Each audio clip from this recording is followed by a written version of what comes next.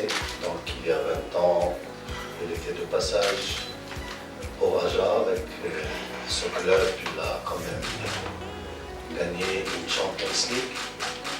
Et je profite pour souhaiter au Raja de gagner une autre avec le leader. Donc, comme ça, votre retour au Maroc serait une bonne chose pour ce club et nos clubs d'une manière générale. Donc, le choix de M. Wahid était l'aboutissement d'un travail qui a commencé depuis un mois au niveau d'une commission qui a été instituée et qui était composée de l'expertise technique, de la responsabilité du management de la fédération, avec beaucoup de contacts et d'ouverture sur l'expertise technique nationale et internationale.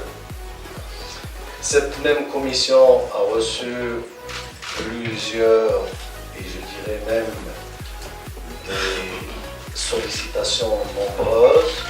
Je tiens à remercier de passage tous les sélectionneurs qui ont exprimé donc la volonté d'entraîner l'équipe nationale du Maroc. Il y a parmi eux un certain nombre qui ont effectué des visites ici et donc j'ai eu l'occasion de rencontrer et de discuter avec eux ici. Donc je les remercie de passage et on a continué ces négociations jusqu'à la dernière minute.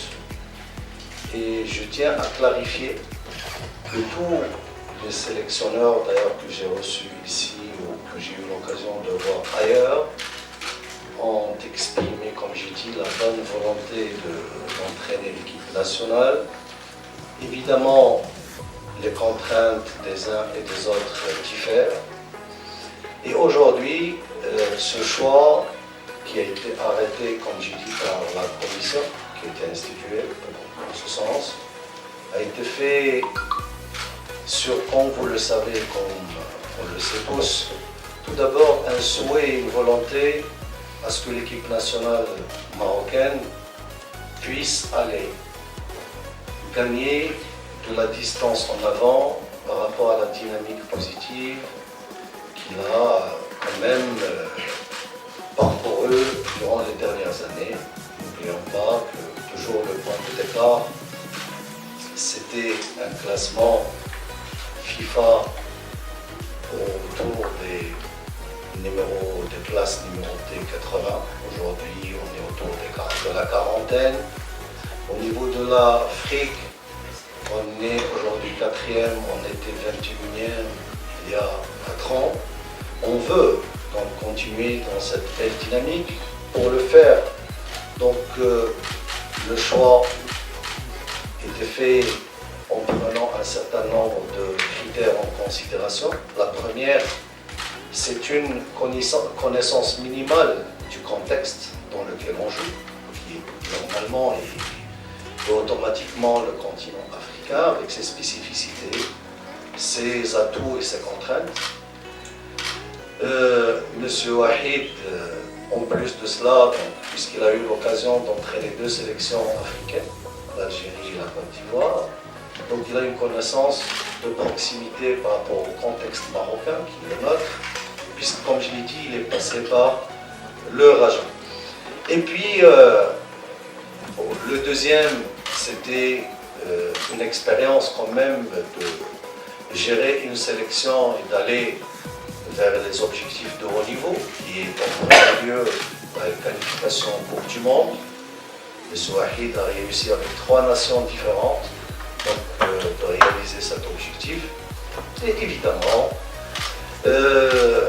et le plus important, c'est de s'inscrire dans une logique de développement de notre football qui est arrêté avec tout ce qu'on est en train de faire en restructurant en matière de restructuration de la DTN, de la Direction Technique Nationale.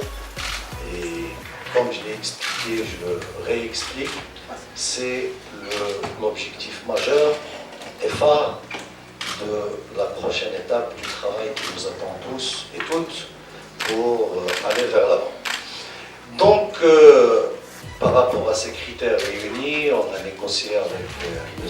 Wahid donc les alentours et les contours d'un contrat qui se présume évidemment à une logique donc, de revenus basée sur un salaire fixe, mais lié beaucoup plus à l'atteinte d'objectifs. Donc on était loin de fixer des choses et des revenus qui rémunèrent un travail sans qu'il y ait des objectifs. Donc cette rémunération a été fixée à 80 000 mensuellement. Je tiens à signaler que M. Wahid, il aura l'occasion de vous le dire dans le détail, c'est pratiquement le tiers de ce qu'il avait dans son dernier contrat à Nantes. Les objectifs, donc première Coupe d'Afrique en 2021, un minimum de demi-finale. Coupe du Monde, qualification minimum.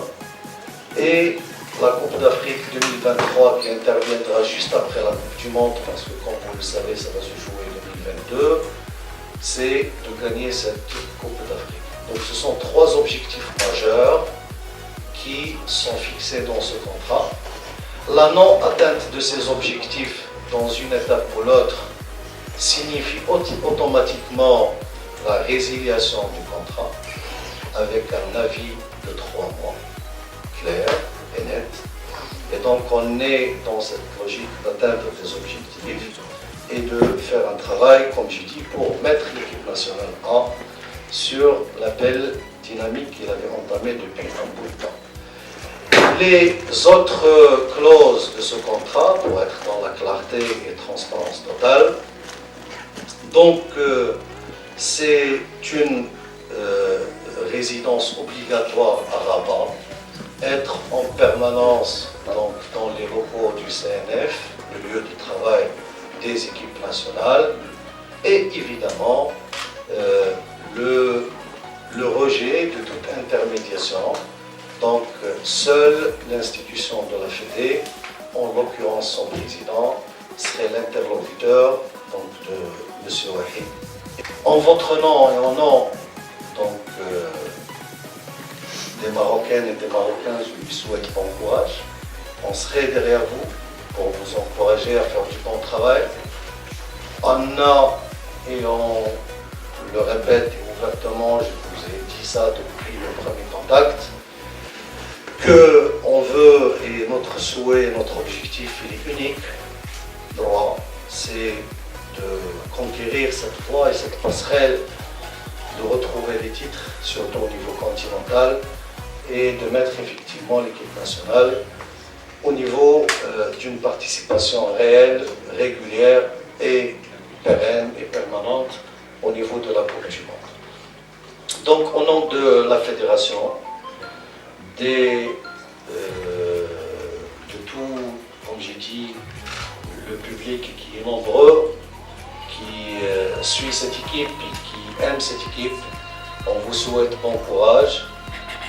Vous avez le soutien inconditionnel. Les principes et les valeurs sur lesquelles on a bâti cette équipe nationale, elles sont aujourd'hui universelles et connues. C'est le sérieux et le dévouement total, l'abnégation au service quand même de l'équipe et de la patrie. Merci infiniment.